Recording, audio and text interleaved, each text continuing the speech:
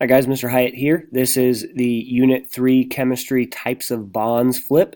I'm going to cover all bond types, not all bond types, I'm going to cover many bond types in this flip.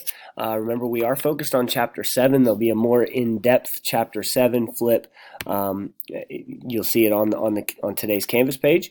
But I want to intro the different types of bonds. I think it makes sense to talk about all of them at a low level before we get very deep into any of them. So the first thing to think about is, why do atoms bond? Why do they connect? The most basic reason I can give you that atoms bond is that they want to be stable. If we look down here, this Bohr model has just one valence electron in its outer shell. So it's not a complete outer shell. We're really going to look at valence electrons when we talk about bonding. So we're talking about energy levels. So I'm not just necessarily meaning it has a full s orbital. It means that how many electrons are there in energy level 2 or energy level 3. We talked about some of the basic elements following an octet rule, where they need 8 electrons in their outer energy level to be stable. That's sort of kind of what we're referring to. So atoms are going to form bonds to complete valence energy levels. So a chemical bond is going to be multiple molecules, multiple compounds, multiple atoms crammed together to form molecules or compounds. So those words have specific meanings, and we need to make sure that we know what we say and we say what we mean. You see here, sometimes the sum is more than the parts. So sodium is a soft metal, chlorine is a poisonous gas. When you react them together, that gives us table salt that's yummy on French fries and all the food, and we eat it a lot. So ionic bonds are the first type that we'll talk about. They are, I think, the easiest to understand. And we've talked a lot about ions already. They're charged atoms, like you see down there in the bottom left. They're going to become charged by gaining or losing electrons. If they gain an electron, there'll be a negative ion. We'll call that an anion. If they lose electrons, there'll be a positively charged ion, and we'll call that a cation. Really important note down here. Ionic bonds form between metals and nonmetals. You may need to look back at your periodic table coloring sheet to remember what's a metal and what's a nonmetal on the periodic table. But that's a pretty good indicator on a test. If you can identify where the metals are and where the nonmetals are, if you have one of each, then you probably have an ionic bond. If not, you probably have some other kind of bond. So here's kind of a picture of sodium chloride bonding. So notice over here, we call this sodium, we call this chlorine because it doesn't have a charge. When it does get a charge, when it gets that electron from the sodium, then it becomes chloride because it's an anion. So the D indicates that it's an ion. So chlorine is an atom, chloride is an ion. Make sure we're saying that correctly. The sodium ion is just sodium. I kind of talked through this already. The metal is going to form a cation, so that's going to be a positively charged ion. You can think about where those would be on the periodic table.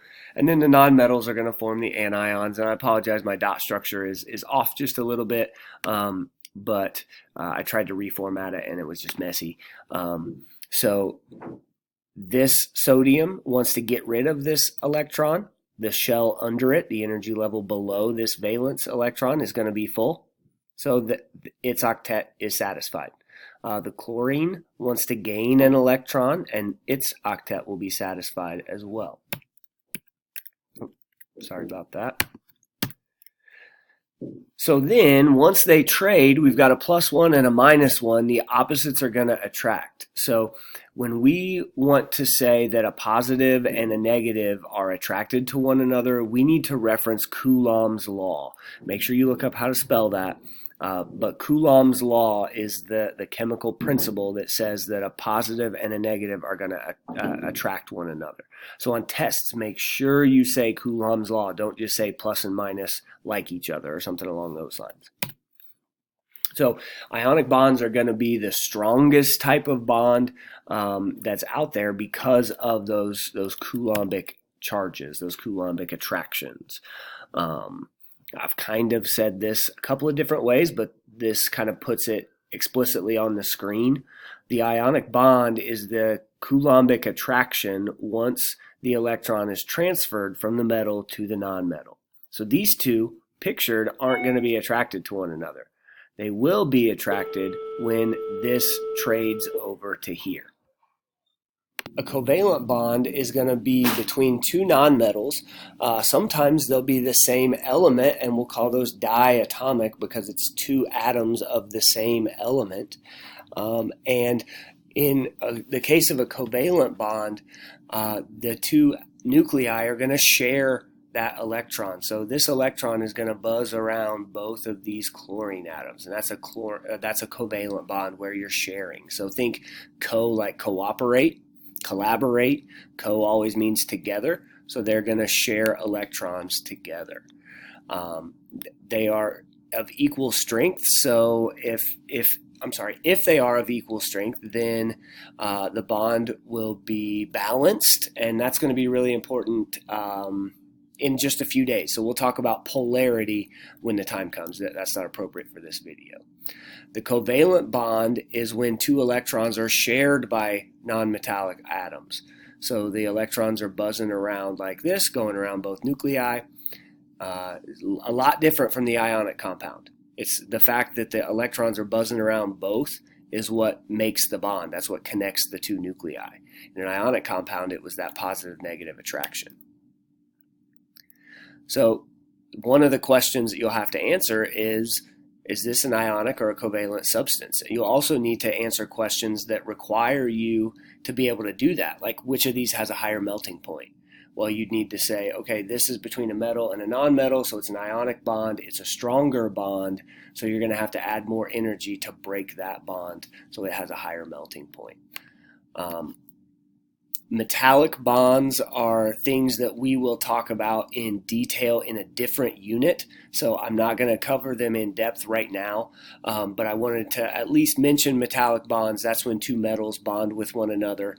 It's going to be a covalent type of bond, but you'll see it's messy. There's an example of a metallic bond where there are just different atoms in a sea of electrons. And again, we'll talk about that in much more detail. I just wanted to make sure we had covered it. You had heard it at least.